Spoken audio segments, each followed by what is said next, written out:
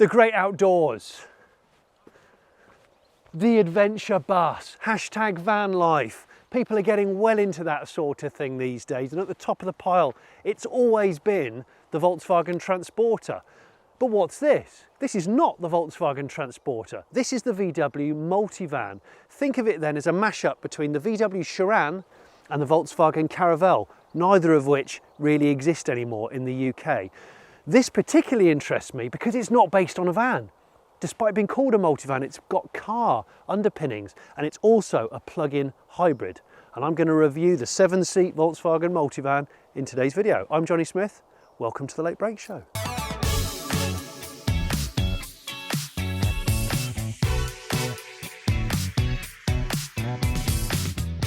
It's important for me to mention that if you haven't seen the Volkswagen ID.Buzz review that I've done, I did an interior walk around and a full first drive of it. Look at that now. That is a ground up electric people carrier bus, and you'll be able to buy it as a van.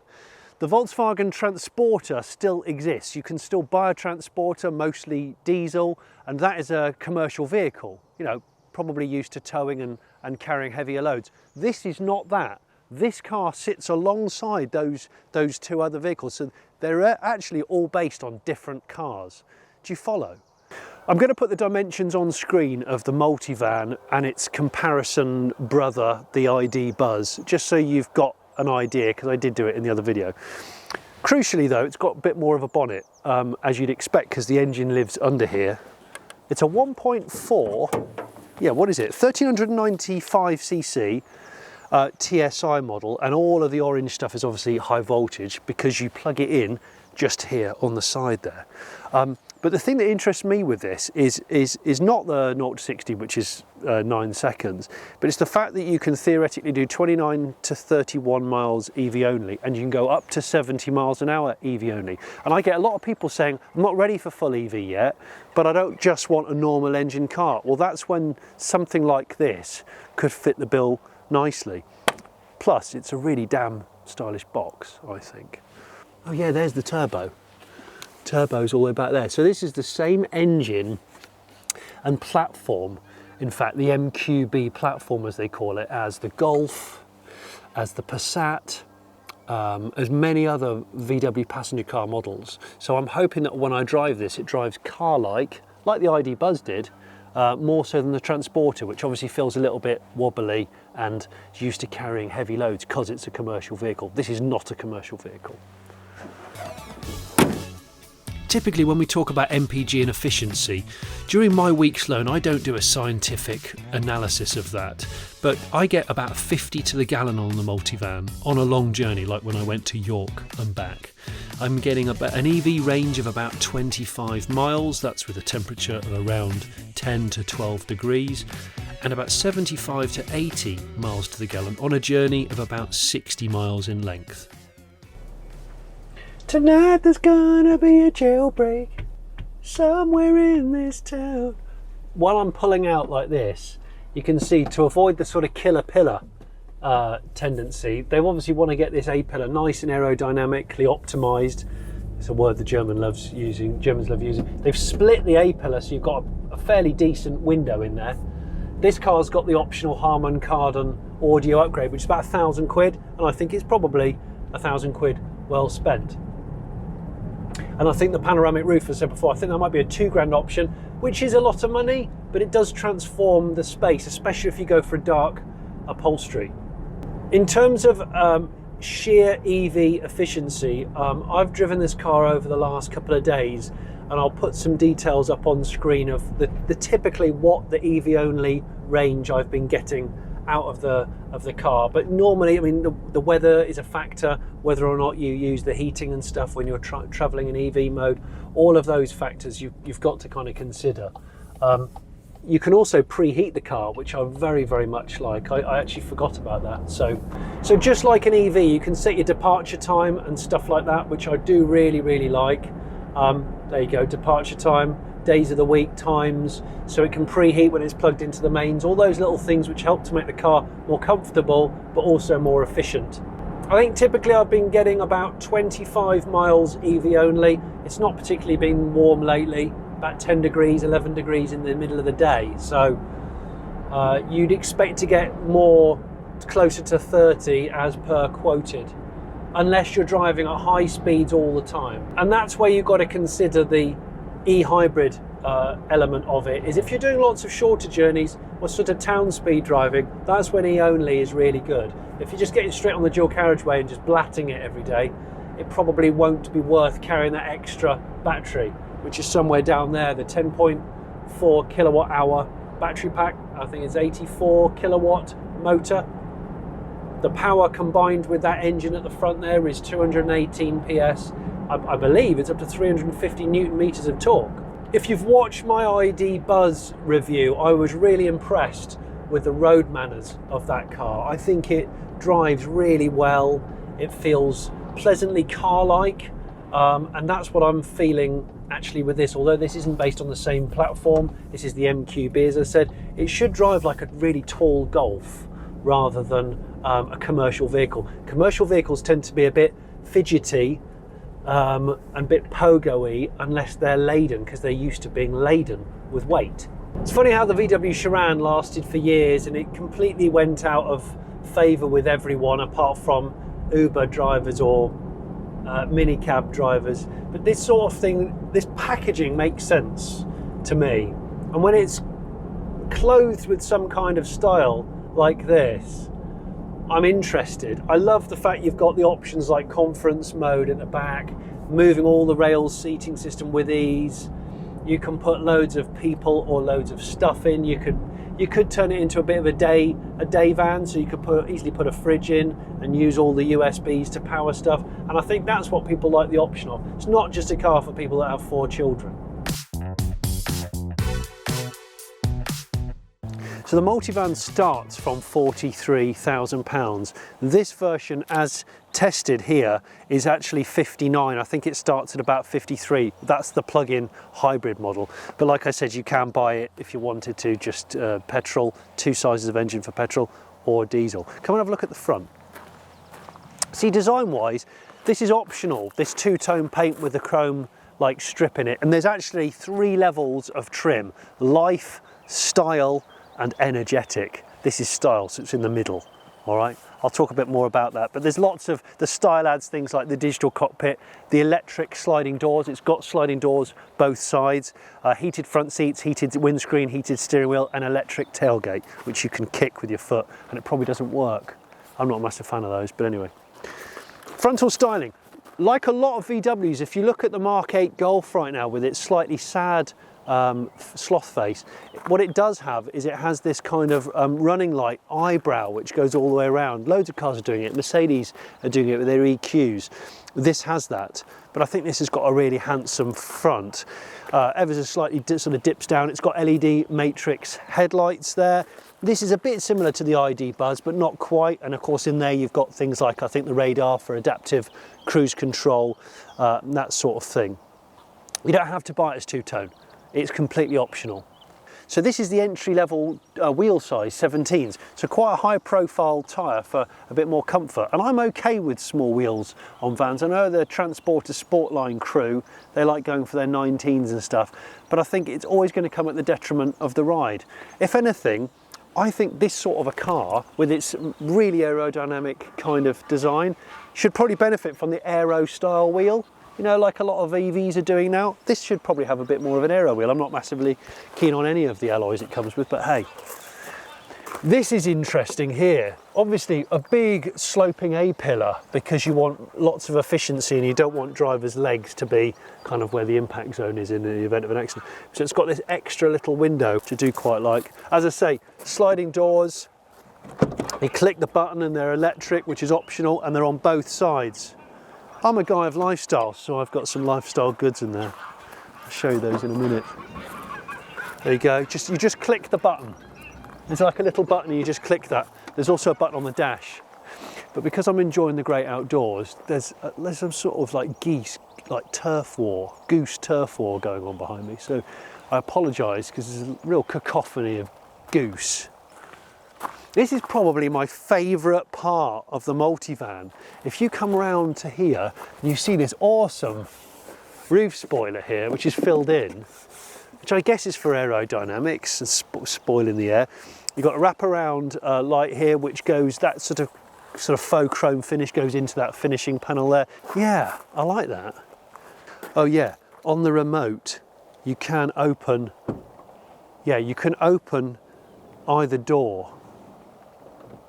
Can I close it? Yeah, you can open and close it on the key fob, which is quite cool.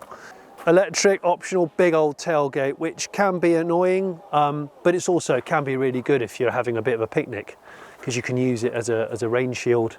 Now, obviously, it's a lifestyle van, so I've, you know, I'm that guy. 469 litres of boot space with these seats all the way back. So by that, what I mean is, this little sort of fairly pointless plinth look, this is 469 litres when the chairs are kind of all the way back with legroom for the last row of seats. But you pull this, is it that one? No, it's this one. You pull the red one and you can move these to and fro. VW has made a point of making these 25% lighter than the other chairs, like the Caravelle type chairs that we're used to. There's also stowage in each of the bases of the chairs, front and I think when you lift them up inside the squad.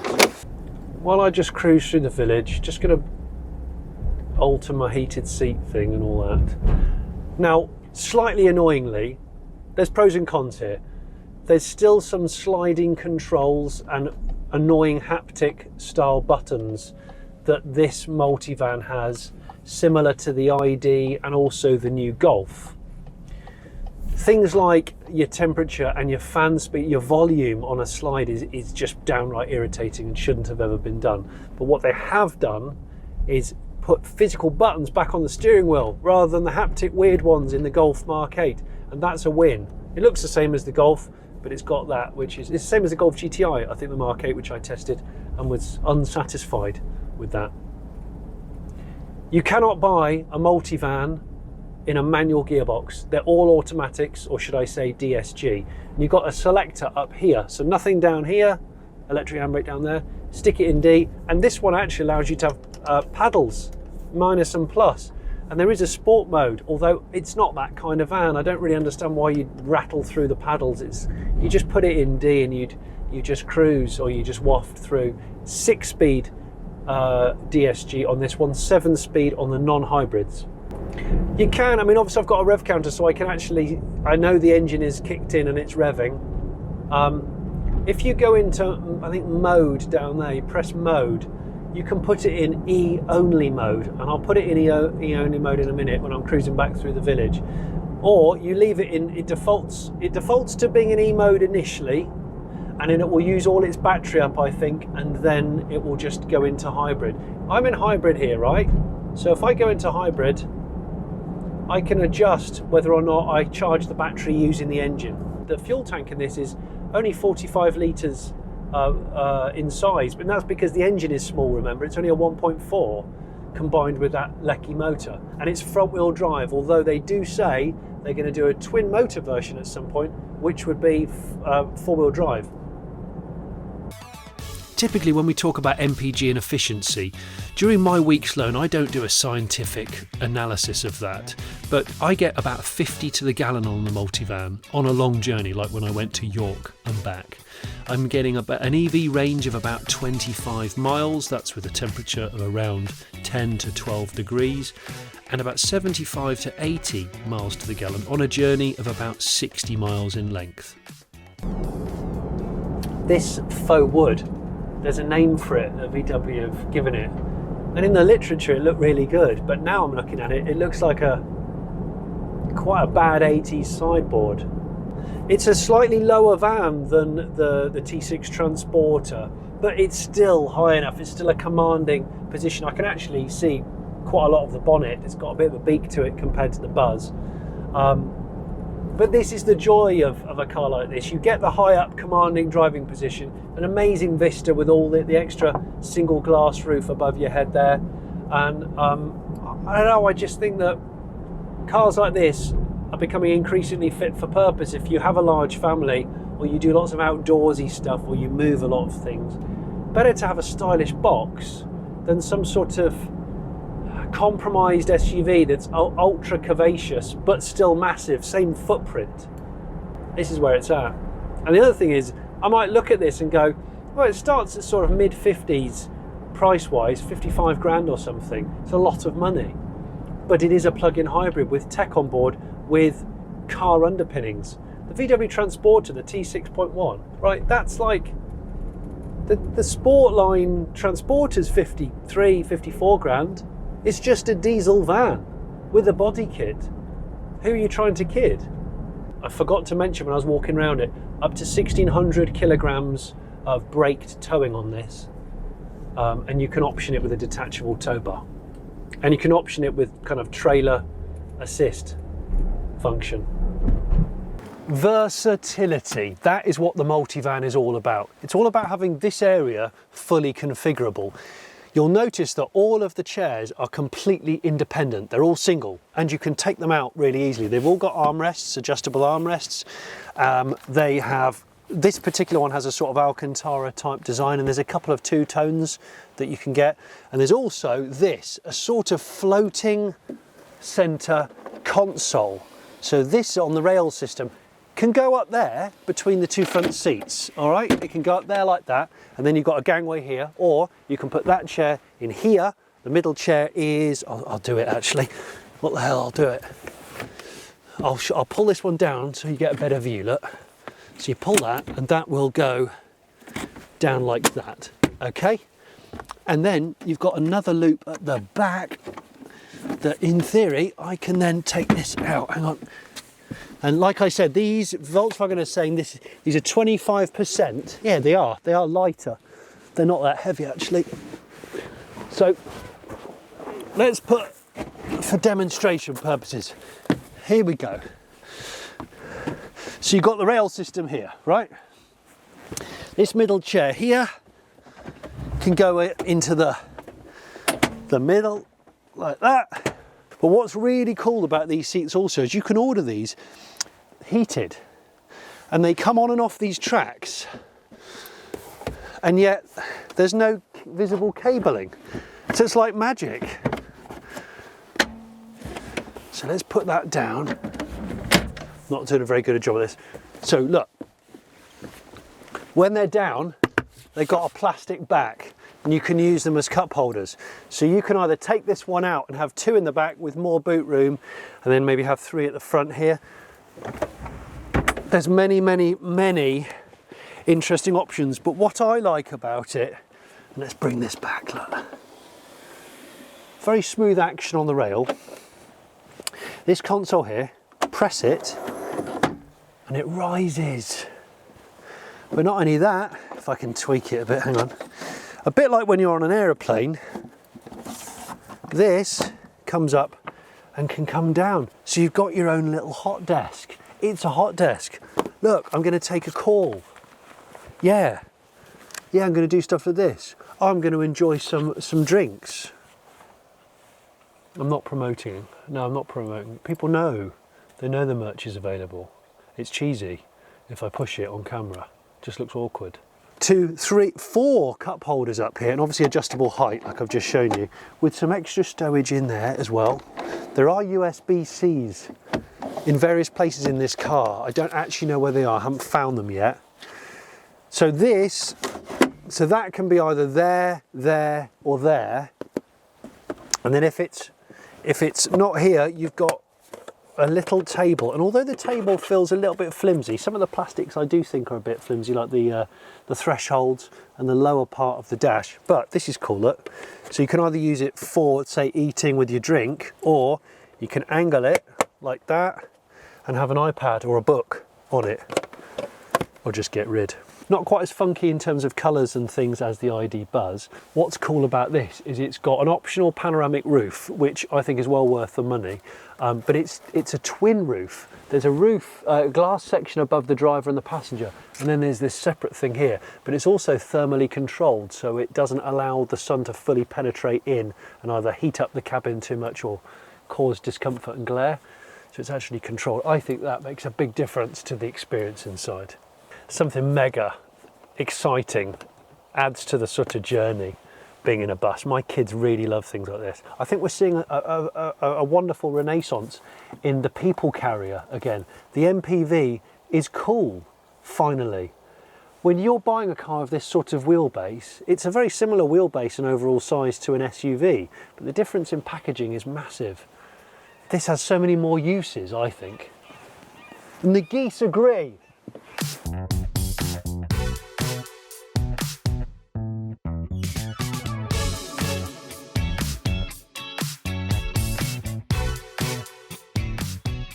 It's about 2.2 something tons, the Multivan eHybrid.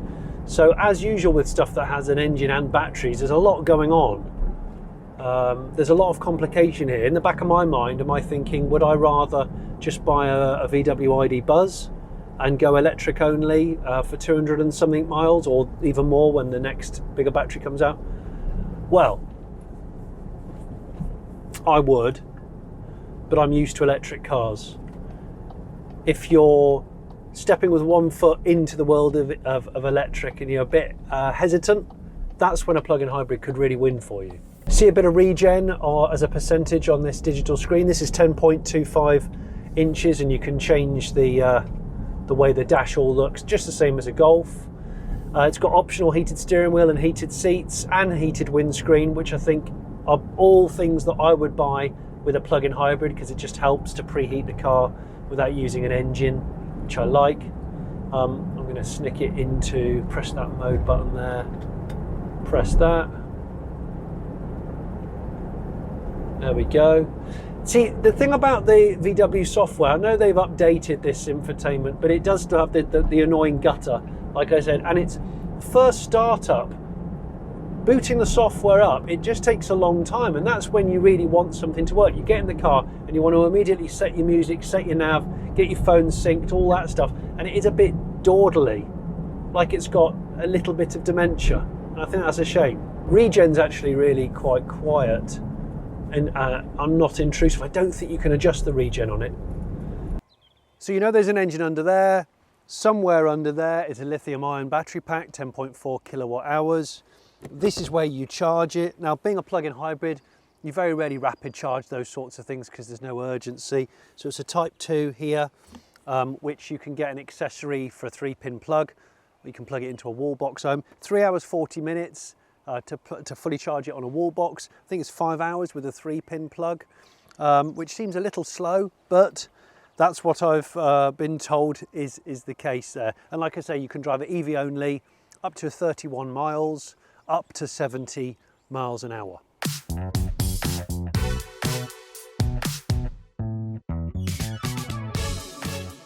There's nothing better than setting up a faux picnic scene. It's wonderful. But in all seriousness, we can mock the whole like festival look and all that stuff, but cars like this are so useful and practical and multifaceted. And that's what I love about this and the offering from Citroën and the Peugeot one, that they're fantastic. I also think this is a better car than what it replaces. The Caravelle, the T6, this is the T7, it's more of a car. It's less of a compromise because it isn't really a van, despite being called a multivan. I think in most situations, the hybrid element, the EV only element, will come into its own, and it will save your fuel bills on a weekly basis. But what I would say, if you do lots of motorway stuff, lots of high speed, long distance, frequently, the hybrid doesn't really work for that. It doesn't seem to make as much sense. But I see so many school run type of cars, and I think this could be so good. I've decided to bring this out. You can actually bring the seats outside, but I doubt you could probably sit on them in a stable manner. But this center console thing, you can pull it out in seconds. Kind of works, doesn't it? Cup holders down here. Look, put a cheeky bit of ice in that. So, in all seriousness, before I tuck into my lonely picnic, what do I think? What's the verdict here? The verdict here to me is, on the one hand, it looks expensive compared to the ID.Buzz. On the other hand, I think it looks good value compared to a highly spec'd T6 or the Caravelle of old. Personally, I would own an ID.Buzz over this. They're about the same price, unless the 7-seat element is utterly critical to the decision of that, because you can't yet get a Buzz 7-seater. You will do though. If you do go for that, personally, get the longer version with a slightly bigger boot. And I don't think you'll be disappointed. Hope you've enjoyed this review of the T7 Multivan on the Late Break Show. Why not become a Patreon and support us that way? You'll get earlier access to videos like this, or you could just buy some merchandise.